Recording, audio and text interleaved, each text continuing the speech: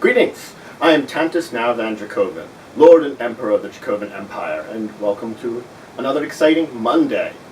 That means it's time to talk about Magic the Gathering. Now, I decided a good place to start with Magic the Gathering would be, rather than just to talk about the rules of the game, talk about the cards themselves, because beginner's guides should start with that. Now, if you already know much of this stuff, then you'll want to either skip this video and go to the more intermediate ones, or maybe still watch it and hopefully you'll learn something that might improve your game of Magic. So please, enjoy. So, when we start talking about Magic cards, we should start talking about the colors and the types of cards. Because once you understand those, you understand some of the basics of how to build your deck and what you're aiming for. Now, I thought talking about the colors would be best, but there is a type I should speak about first. And that type of cards is, of course, lands. Lands are going to be the most important thing in your deck. You're going to have about a third of your deck lands. That's the standard amount. Now, lands come in two forms: basic and non-basic. The difference is, a non-basic land, you have to follow the rule of 4 for. The rule of 4 is, when you build a deck, you can only have 4 copies of a single card in that deck. So, what about basic lands? They don't follow that. Now, I'll mention all the basic lands when I mention the colors, because they're intricately linked. Now we know about lands. So we start with the first color. And may I note, though, this is important, lands don't have a color. Also something very important to remember. Alright, so again, start with the first color, white. White is not necessarily good, even though you want to think of it that often. And oftentimes, a lot of the cards might reflect a very good nature. White is more representative of healing, of order, and justice. These are big themes that do predominate throughout white cards. The kind of creatures you find there are soldiers, knights. You do find angels, not the classic type, more the defenders of the realm that the cards originate from. There are different planes, and so you sort of have to understand those are part of the setting of Magic. A little off topic here, but it's good to know about when you're thinking about some of these creatures. So they're really incarnations of those planes rather than protectors of the people and creatures of the deity in traditional culture would say. So again, they might not be necessarily good. A lot of the spells within white will cause healing. They will affect the battlefield by giving your creatures boosts, permanent or temporary. The land associated with white, of course, is the plains, and it has a little sun symbol on it. When we're done talking about white, we should talk about blue. Now, blue. Blue represents knowledge. A little bit of trickery and manipulation, but really knowledge is the top word you would associate with blue. Now, blue also has a good amount of creatures. Probably less theme than you'd think, because blue splits its times between things like wizards and sea-based creatures. Now, with the sea-based creatures, there's also merfolk, which can be a large race that shows up a lot of times in blue.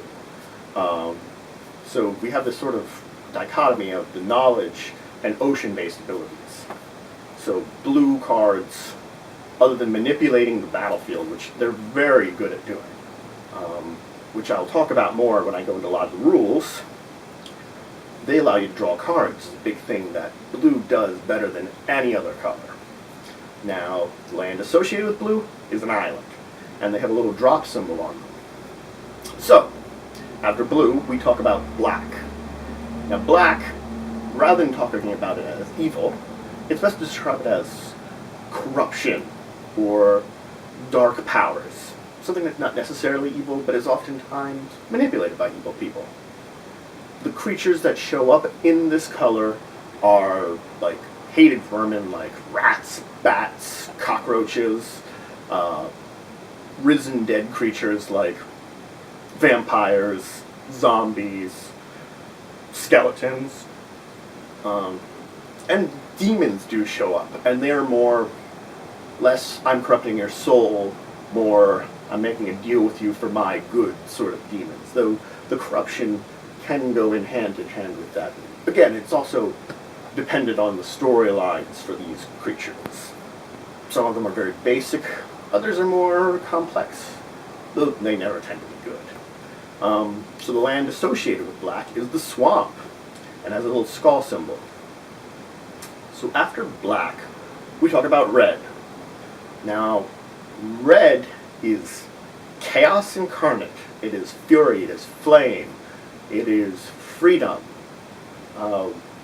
Red has creatures like barbarians, it has dragons, it has orcs and dwarves, it has a lot of sort of the natural creatures you might find in very like rough and tough and tumble terrains, and its spells use a lot of flame and fire and lightning.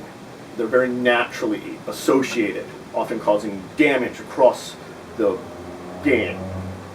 That's the way you would think of it as red. And it's represented by a mountain and a swirling flame symbol. So, and after red, we go to the last color, green. Now, green is very representative of nature, of rebirth, renewal, but it's also representative of nature as the top order, which is something that gets into in the cards. Now, a lot of creatures from there are any other insects you might find, creatures of the wild, elves, and a lot of the cards will boost your creature's attacking power. It'll grant them some healing, sort of to match over. It also can like remove non-creature cards from the board, to sort of purify the game, I guess is a good way of looking at it. Now you know the basic colors. There are two other sort of colors I should mention. The first one is gold. You might find a gold card in your packs. There isn't a gold color. These are multicolored cards. You can see the symbols in the top left corner of the card. Those tell you the colors of the card. That's what tells it to you. So if the symbols are a forest tree and an island water drop, it's a green-blue card. It counts as both. And those are the gold cards. And the last one, as I mentioned, lands are colorless. They have no color. There are other cards that do too. The major one, which I'll talk about what it really means to be, is something called an artifact. I'll describe those in type. But they show up as brown. Those are going to be the classic ones you're going to find, which are colorless. Now there are other cards, and they might have some different colors and stuff too. There are some gray cards, but they're more unique and don't show up as often. So now we have an idea of what all these colors mean to the cards, and what kind of colors maybe you want to do from what's in them. Your idea of what kind of deck you want to build. So we should talk about the card types. Now I do want to mention something very important before I go into card type. It's a little something that you have to visualize when you're thinking about your deck you're going to play. The game is representative of you are something called a planeswalker. This means there are all these different planes where these card sets take place in with storylines. You're a person that can travel between them, walk between them, planeswalker hence. And you've gotten into a disagreement with another planeswalker, and you're fighting it out, and that's the game. Now there can be other sort of wicked rules you can add in and other parts of this storyline you can formulate in your head. But that's the basic storyline. One planeswalker versus another. This is important to note for some later cards I'm going to talk about. If I didn't, you'd be lost. So, I'll start talking about the cards. Now there's two types of cards you will have in your deck. Two major types, I should say. There are subtypes, breaking it down, you know. The types are permanents and non-permanents. What it means, a permanent means it stays around more than one turn, traditionally. There are things that can make it go away quicker, but it might not be your fault or the card's fault. It might be your opponent does something to stop it. So, I'll talk about the non-permanents first. There are two types. Sorceries and instants. A sorcery is a spell you will have that when you use it, you can only use it in your turn, not during combat. You have to think about it that way. Sorcery is on your turn, not during combat. Now, an instant can be played any time on any player's turn. That's the difference. So sorceries, you get more bang for the amount of payment you have to do, but less times you could use it. That's the way to think about it. While instants, you might have to use it on your enemy's turn to save yourself. So now we'll talk about permanents. They're permanent because they stay on the board, as I said. Lands are the basic permanent that we've already talked about, but there's a number of other ones. So the first one I would talk about is, of course, creatures, because I've mentioned them before. Now, creatures are the most important thing you're going to have in your deck. There are very few decks that function without them. They are the things that you have summoned to your aid to fight this battle. They're the major way you do damage to your opponent. Now, every creature has a type. I'll probably explain how this works, and I'll use the creature as an example of the card. Now, creature card. Each creature has a name. Every card has a name. Each one has a casting cost. That's how much land you need to use it. Of course, it's got a picture. It's got some word text down here, which we'll talk about later, because it's not important right now. That's what the card does. And then it's got here, what mentions the type. These types I've been talking about, it will mention here. Creature's the first one to really mention, because it has a subtype. It could be bird, it could be human, it could be knight, it could be soldier. It could be more than one, it could be a human soldier. Those sort of break down what it is. It's got a name, but it's also got what it is in the world. Just because you're a grizzly bear also means you're a bear. There could be other bears. Now, creatures, of course, have two numbers down at the bottom. That represents how much damage they can deal and how much damage they can take. So now we've described what a creature is. So you have a general idea of how it works and how it works in the game, which is very important. We've gone over some big concepts here very quickly in describing the cards.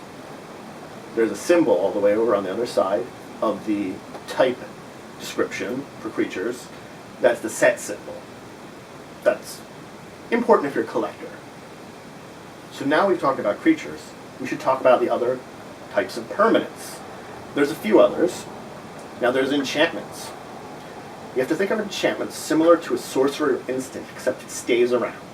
There are two types of enchantments. A general enchantment, which you just place down in front of you when you're playing it. You leave it there. It has an effect. It doesn't. Or there's auras. Auras are attached to another permanent, which means you place it behind another permanent. They're linked together. If that other permanent goes away, the aura goes away. If the aura goes away, the other permanent's fine. It's just like I cast a spell on him that gives him a permanent ability. Think of it that way. I cast a spell that gave him wings permanently. If he loses that spell, well, he's still fine. Doesn't matter that he doesn't have wings anymore. Those are enchantments. Next up is artifacts, which I mentioned before, just briefly. Artifacts are objects that you're using. they almost, in a way, mimic other cards. But they're their own thing. The general artifact is treated oftentimes like an enchantment and has an effect. Though often, very often, an artifact will have to have you pay something, whether it be some energy from your lands or some other effect, in order to use its effect. Different than enchantments. Now there's also artifact creatures. These are what they are. They're both artifacts and both creatures. Now there is a subtype here, which I should mention. It's only in artifacts. Equipment. Equipment is somewhere in between an artifact and an aura card from enchantments. You put it down on, you use it, and you can pay a cost to have it equipped to one of your creatures, similar to an aura. So the advantage of an equipment, you might have had to use more of your lands on your turn to do this, but let's say the creature, for example, is removed from the board, the equipment stays, unlike the aura. So that's equipment. And the last type I want to talk about is, of course, planeswalkers. You can summon other card-based planeswalkers to your aid in a combat. Now they have their own rules, which I'll go over later in another video, but they have a number which represents sort of their life too. And they have abilities which make their numbers go up and down, that number go up or down. They have their own subtypes, similar to creatures, except their subtype says, I can only have, on my side of the board, one planeswalker of that subtype. So if the guy's named Jace, it could say, Jace, Architect of Will. It could be that you can only have one person with a subtype, Jace. It really means there's one version of Jace you can have out at a time. You can have the same card, or there are more than one Jaces, actually. So, there are some sort of super types, which are types that go across multiple types of cards. The big one I'm going to talk about today is Legend. Legend has a rule similar to Planeswalkers, except what it is you can only have one Legend out on your side of the battlefield at a time. You can't have any others. If you would have multiples, you could only keep one. You'd have to get rid of the others. Okay, that's the easy way of describing it. There are legends of all types, and we'll kind of go over more of the rules on legends, but something to think about is that playing with multiple legends is a little bit of a gamble because you can only have one out at a time. That's the thing you have to think about. So if you have more than one, it might not be worth it to have it out, because you'd have to keep one in your hand. It's a space filler then, which might be good or bad. Okay, so that's the types of Magic cards. Now you have an idea of all the different types there are out there. We've talked about them. We will also now have to mention that you can have cards which have more than one type. The big example was Artifact Creature. It's an artifact and a creature, but there are others, and there are other cards which might add types to them. That's going to be the sort of like big thing to understand. There are rules, and then there's cards which overcome those rules and make new ones. That's what's something you have to remember in Magic, is you can most likely find a card which alters a rule. Now, it might only alter it for you, but it might alter it for your enemies too. So that's going to be today's show. I know I talked very long about this one, but this was a big one, and I wanted to get there first. I hope everybody has a good day. Until next time, I bid you farewell.